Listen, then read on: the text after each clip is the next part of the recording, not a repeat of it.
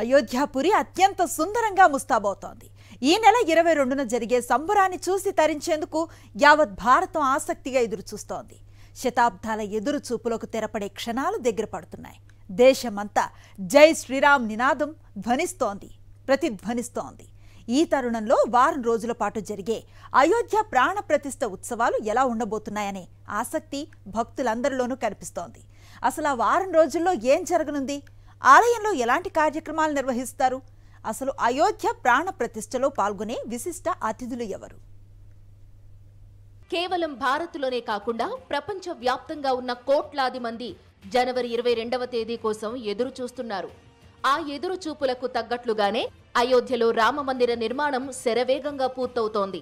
అతిరథ మహారథుల సమక్షంలో అయోధ్యలోని రామ్లల్లా విగ్రహాల ప్రతిష్టాపన కోసం ఏర్పాట్లు సాగుతున్నాయి. అయితే వారం రోజుల ముందు నుంచే, అంటే జనవరి 16 నుంచే అయోధ్యలో ప్రత్యేక పూజలు, యజ్ఞ యాగాదులు ప్రారంభం కానున్నాయి.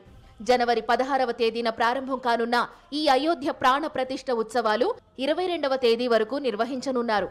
ఇక ఈ నెల 22వ తేదీన అయోధ్య గర్భగుడిలో రాముడి విగ్రహానికి ప్రాణ ప్రతిష్ఠ కార్యక్రమాన్ని చేపట్టనున్నారు.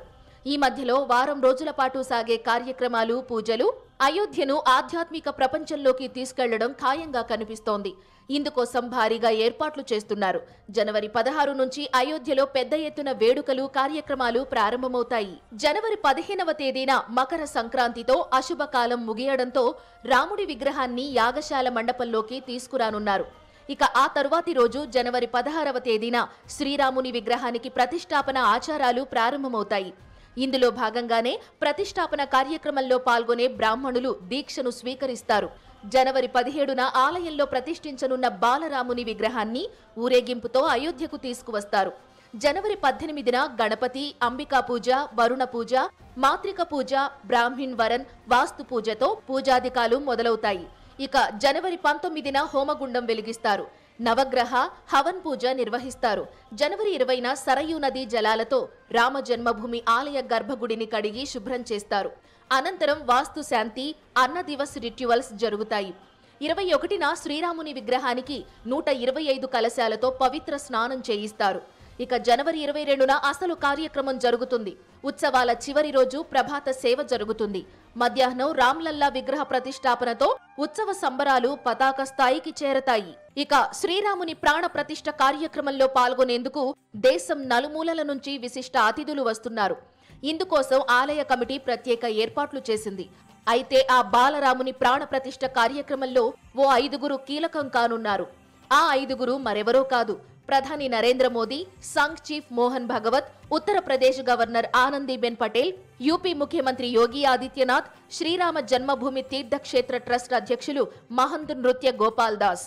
కేవలం ఈ 5గురు ప్రముఖులకు మాత్రమే అయోధ్య శ్రీరాముని గర్భాలయంలో జరిగే విశేష పూజల్లో పాల్గొని స్వామి సేవలో తరించే అవకాశం ఉంది. ఇక మరోవైపు అయోధ్యలో రామయ్య విగ్రహ ప్రాణ ప్రతిష్ఠ తరుణంలో దేశవ్యాప్తంగానే కాకుండా ప్రపంచ వ్యాప్తంగా ఉన్న ఆలయాల్లో విశేష పూజలు, భజనలు, సంకీర్తనలు, దీపారాధనలు చేయాలని నిర్ణయించింది. ఇందులో భాగంగానే జనవరి 14 నుంచి 22 వరకు అన్ని దేవాలయాల్లో విశేష కైంకర్యాలను నిర్వహించాలని సంకల్పించారు. అలాగే అయోధ్యలో శ్రీరాముడి ప్రాణ ప్రతిష్ఠ కార్యక్రమాన్ని దేశవ్యాప్తంగా భక్తులందరూ వీక్షించేలా అన్ని ఆలయాల్లో ప్రత్యేక ఏర్పాట్లు చేస్తున్నారు.